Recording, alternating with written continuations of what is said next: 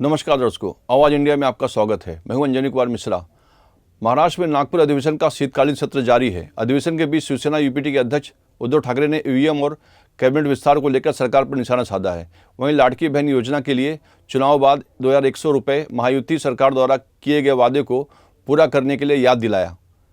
राज्याच्या विधिमंडळाचं अधिवेशन सुरू झाल्यानंतर जे प्रश्न घेऊन आम्ही सगळेच जण लढलो, ठीक आहे, आम्हाला सरकार स्थापन करता आलं नाही, त्यांनी सरकार स्थापन केलं। आता माझी मागणी अशी आहे की प्रत्येकाने आपापल्या जाहीरनाम्यामध्ये आमचं सरकार आलं असतं तर आम्ही केलं असतं। या सरकारने एक योजना जाहीर केली होती, लाडकी बहीण। आता लाडक्या बहिणीपेक्षा लाडके आमदार ज्यांना मंत्रिपद मिळालेत आणि नावडते आमदार अशीच चर्चा जास्त सुरू झालेली आहे।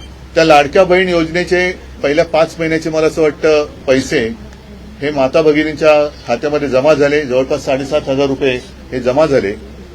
दरम्यान निवडणूक आयोगाच्या माध्यमातून असं मला वाटतंय की पुढचे पैसे वाटायला लागू नये म्हणून या सरकारने स्थगिती आणली। आता निवडणूक झालेली आहे, आचारसंहिता संपलेली आहे। जसं निवडणुकीच्या आधी महिलांची मतं मिळवण्यासाठी ही योजना आणली गेली आणि त्यांच्या खात्यामध्ये पैसे दिले गेले, ती योजना तात्काळ सुरू केली गेली पाहिजे।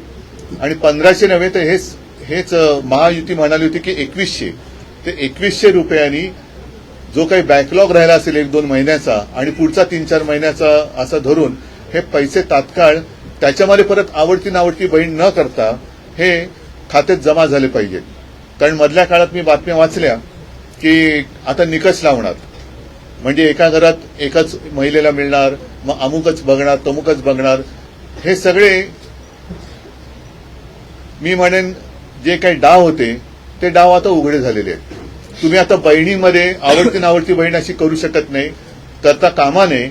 जसं तुम्ही गेल्या वेळेला कोणतेही निकष लावले असतील किंवा नसतील, ज्या महिलांना लाडक्या बहिणीच्या योजनेअंतर्गत पैसे दिले, हे पैसे आता हे निकष बाजूला ठेवून 2100च्या तुम्ही जे म्हणता वाढतं तुमचं प्रेम आहे त्याप्रमाणे हे पैसे तात्काळ माझ्या आणि आपल्या बहिणीच्या खात्यात जमा झाले पाहिजेत।